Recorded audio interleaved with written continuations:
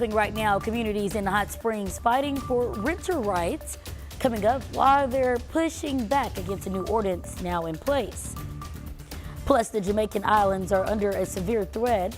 In minutes, a look at the path of destructions being laid out by Hurricane Beryl. And celebrations are happening to honor the signing of the Civil Rights Act. Later in the show, hear from one organization looking to pass down the knowledge. As CHP 11 at noon starts right now.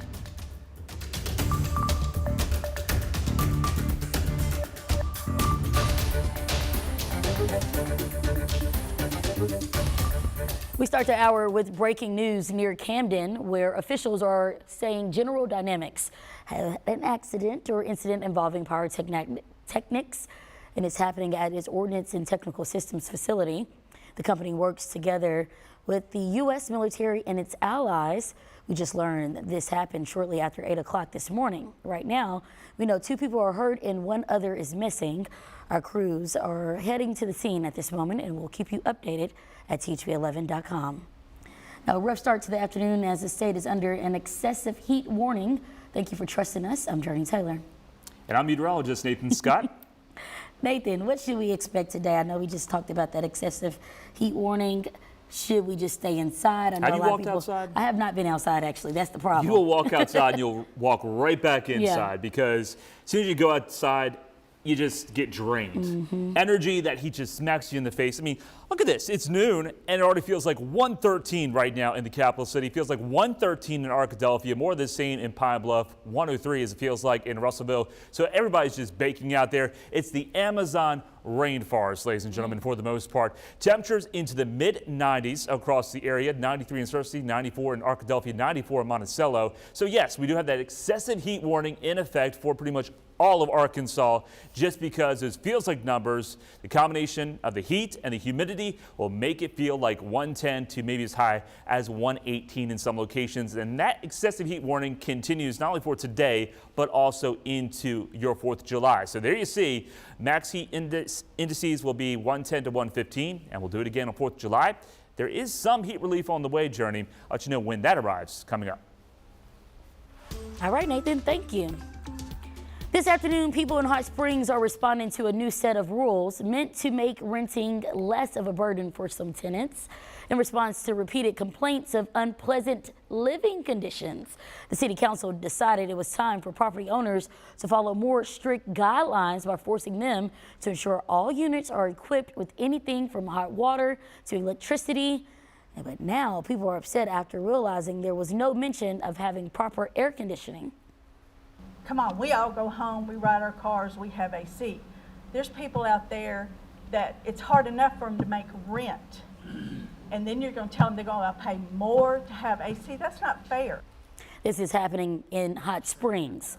Council members say the reason for not requiring air conditioning in the ordinance is because they aren't seeing it used by enough people. The ordinance stands in full effect right now following that meeting. Over in North Little Rock, the Indian Hill Community Club is struggling to get people on board with a decision that could save their local amenities. Lakes, creeks, a community pool, and tennis courts, all at risk of becoming a thing of the past. To make sure that doesn't happen, though, the club board wants everyone to pay more than $8 a month, but some say they'd rather keep their money. I've never heard of a law where you need 25% to get it approved and 50% to get it unapproved. And that just flies in the face of pretty much every democratic process that we've ever experienced. In order for the plan to become a reality, a petition would need 25% of support from registered voters in the community. A new legal challenge is brewing between 2 developer groups following a decision to award the 4th and final casino license in Arkansas. Cherokee Nation Entertainment coming out victorious in that race after securing the support of the county judge. We're learning the developer group Gulfside Casino Partnership is suing everyone involved in that decision and blames county leaders for being biased. Cherokee Nation sent THV 11 a statement this morning saying in part, quote, "This unfortunate round of litigation from a rejected operator only stands to further delay the economic benefits and jobs associated with the state's 4th casino license approved by voters in 2018, end quote.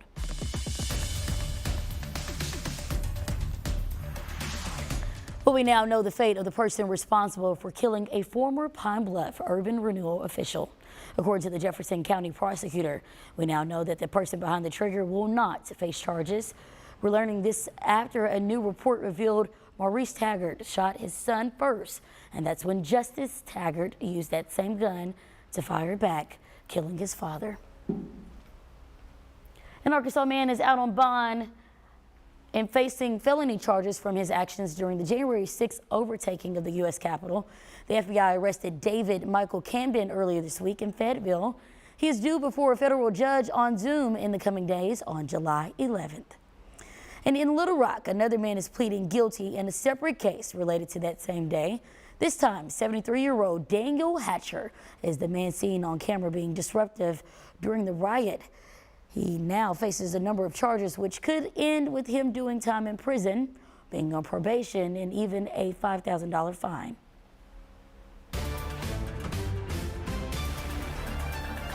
Democratic leaders are scrambling to bounce back after a shaky debate performance from the face of their party.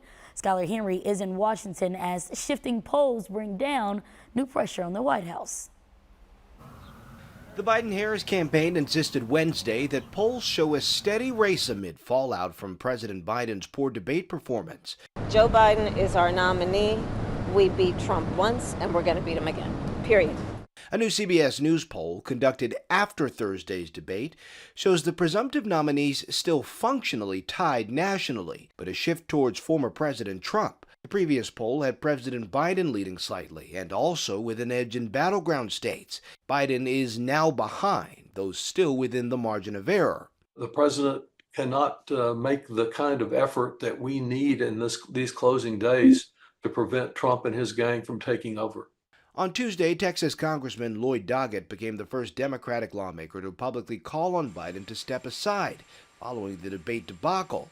At a fundraiser in Virginia last night, the president blamed his performance on jet lag, saying, quote, "I decided to travel around the world a couple of times shortly before the debate. I didn't listen to my staff, and then I almost fell asleep on stage." If we finally beat Medicare. But Biden returned to D.C. 11 days before the debate, and the White House press secretary offered a different explanation. The president had a cold. He had a cold and a bad night. While the president tries to do damage control, former President Trump is counting a win in the New York courts. Sentencing in his hush money conviction has been postponed following Monday's Supreme Court ruling on presidential immunity. Skylar Henry, CBS News, Washington. Well, at the state level, Governor Sanders is launching a new program geared towards getting kids to put the phones down in the classroom. Schools wishing to join will receive funding to purchase phone pouches where kids will keep their devices during the day. It will also incorporate new telehealth mental services.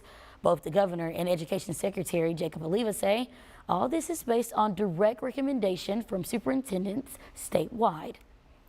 The governor is also helping the Arkansas Hunger Relief distribute hot meals to people in need. This morning, the entire Sanders family spent time giving out food at Wilbur D. Mills University Studies High School. We spoke to organizers who tell us events like these help with preventing child hunger when school is not in session. Summer presents a time where it's hard to maybe get those nutrition needs met for the kids. And this is one of 3 USDA summer nutrition options that Arkansas is fully participating in. The other option is, of course, those traditional meals at local schools and church settings. Your trip to the grocery store may catch you by surprise. Just ahead, how the 4th of July is impacting consumer prices and how you can save some money. And dangerous heat is on tap today, also 4th of July, but you notice it feels like drops back down to more comfortable ranges going to the weekend. And also talking about the chance of showers and storms in my 7-day forecast.